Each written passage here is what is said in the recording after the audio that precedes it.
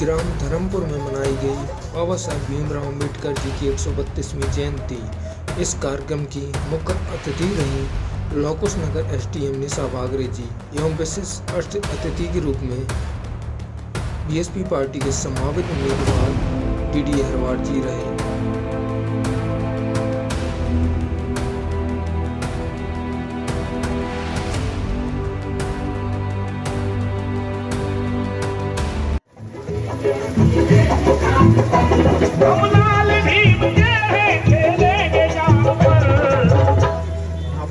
लगने देंगे नीले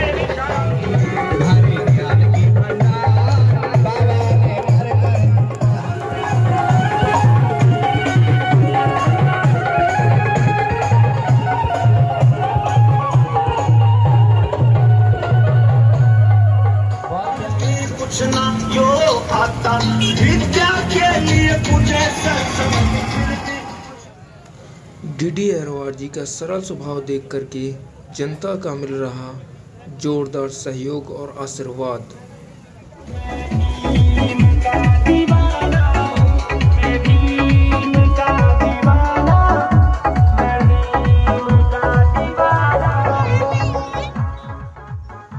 हजारों गाड़ियों के साथ युवाओं के अंदर दिख रहा भरपूर जोश और गांव-गांव जाकर के बाबा साहब के नारों से गूंज रहा है हर एक गांव। संविधान निर्माता को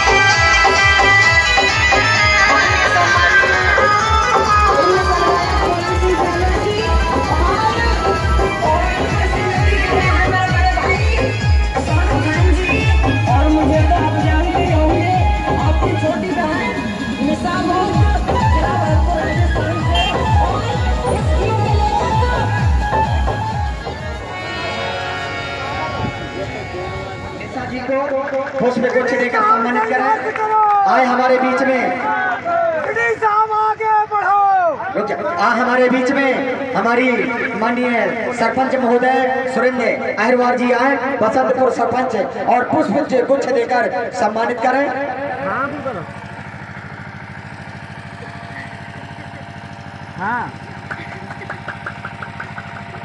हमारी बेटी काजल ये काजल पुष्प गुच्छ देकर सम्मानित करेगी। हमारे बीच में माननीय इंद्रपाल शिक्षक महोदय जी आ जाएं और निशा भागरे जी को पुष्प गुच्छ देकर सम्मानित करें। हमारे रामचंद्र बौद्ध जी आए और पुष्प गुच्छ देकर सम्मानित करें। अपने नाम लिखवाए थे जरूरी नहीं। हमारे बीच में जाला महरवान नेताजी आए पुष्प गुच्छ देकर सम्मानित करें। हमारे बीच में पीडी बाबूजी आए पुष्प गुच्छ देकर सम्मानित करें। हमारे बीच में कुबेर मार साहब आए और पुष्प गुच्छ देकर सम्मानित करें। हमारे बीच में माननीय छेदालाल जी आए। जब तक सूरज चांद रहेगा बाबा तेरा नाम रहेगा। बहुत बहुत धन्यवाद। आज इस ग्राम में आयोजित डॉक्टर भीमराव अम्बेडकर जी की जयंती में हमारे बीच मंच पर उपस्थित कार्यक्रम इस गांव की सरपंच बहन प्रेमा अहिरवार जी, मंच पर उपस्थित बहन अभिलाषा अहिरवार जी, भाई टीडी अहंकार जी, सरपंच महोदय, अन्य सभी भाई, मंच का सफल संचालन कर रहे अटल भाई साहब, राम रतन अटल भाई साहब और मेरे समक्ष उपस्थित सभी भाइयों, सभी को मेरा जय भीम। सबसे पहले हम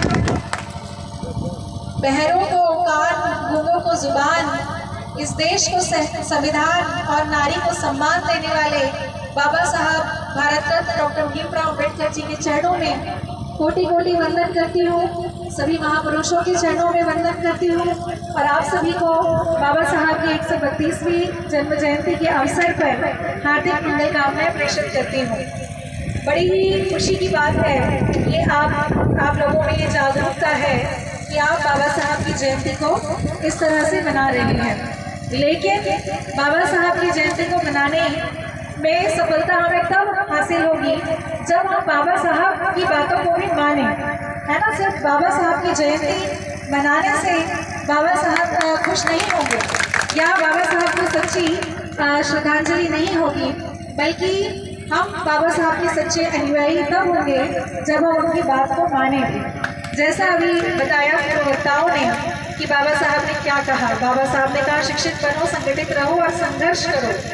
तो शिक्षित हो रहा है समाज, बहुत लोग शिक्षित हो रहे हैं, बहुत लोग अधिकारी बने हैं, बड़े जनप्रतिनिधि बनते हैं, डॉक्टर, इंजीनियर, कलेक्टर, एसपी सब बनते हैं, लेकिन शिक्षित होने के बाद हम संगठित नहीं रह पाते हैं। हमारे समाज में संगठित रहने की एक बहुत बड़ी कमी है। जब हम अधिकारी बन जाते हैं तो हम भूल जाते हैं कि हमारी जड़ें क्या है, हम कहाँ से यहाँ पर आए हैं। तो बाबा साहब ने जो हमें ये सभी अधिकार दिए हैं, ये सभी हमें पढ़ लिख करके भी इसको नहीं भूलना चाहिए, चाहे हम किसी भी उच्च पद पर पहुँच जाएं। तो बाबा साहब ने हमेशा कहा है कि शिक्षा वो शेरनी का दूध है जो पिएगा वो दहाड़ेगा, लेकिन शिक्षित होने के बाद हम भूल जाते हैं कि हमें क्या करना चाहिए। लेकिन शिक्षित होने का बाबा साहब ने बताया कि मकसद ये नहीं होना चाहिए कि हम किसी डिग्री को हासिल करें।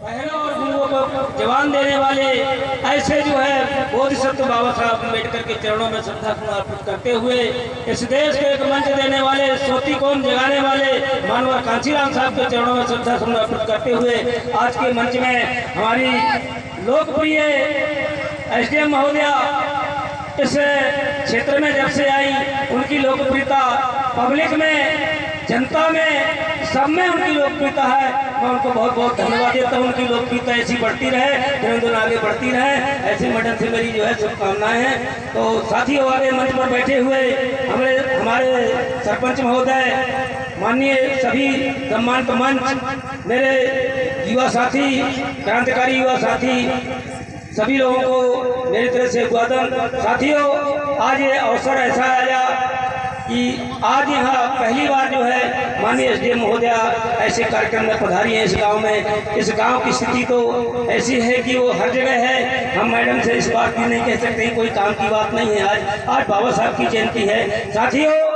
मैं आपसे एक थोड़ी सी बात कहना चाहता हूँ कि बाबा साहब ने कहा था, ए मेरे दलित शोषित समाज के लोगों, जाओ अपनी दीवारों पर लिख दो कि तुम्हें इस देश का शासक बनना है और इस देश के शासक बनकर रहोगे। ऐसा बाबा साहब ने कहा था। क्यों कहा था? क्योंकि बाबा साहब उस समय पर जानते थे कि ये मेरा दलित शोषित समाज है, ये न इसके पास तन है न धन है, कुछ नहीं है, लेकिन उन्होंने एक चीज ऐसी दे दी कि आपको जो है तन नहीं लगना, धन नहीं लगना, कुछ नहीं लगना, एक वन वोट वन वैल्यू, एक इतना पावर दे दिया जिससे आप अपनी तकदीर और तस्वीर बदल सकते हैं, इस देश की तकदीर बदल सकते हैं, समाज की तस्वीर बदल सकते हैं। तो साथियों, मेरा आपसे यही निवेदन है कि आप लोग बाबा साहब की बात को मानिए। बाबा साहब की बात को मानने से आपका सब कुछ बदल जाएगा, सब कुछ बदल जाएगा। हमारे पुरखों ने तो बहुत कुछ जो है बाबा साहब के पहले कुछ नहीं कर पाया, क्योंकि जिस दिन से संविधान में आया, संविधान के द्वारा ही हमें सब कुछ मिल रहा है। ये कुर्सियां हैं, ये टेबल है, ये मंच है, ये सब बाबा साहब की देन है। साथियों, बाबा साहब ने 3 सूत्र दिए थे, शिक्षित बनो, संगठित रहो, संघर्ष करो। साथियों, शिक्षित तो कुछ समाज हमारा बन गया, लेकिन संगठित नहीं हो पाया। संघर्ष कहाँ से कर पाएंगे? तो साथियों, संघर्ष करने की जरूरत तब है जब हम समाज हमारा संगठित हो जाएगा। बाबा साहब ने ये 3 सूत्र दिए।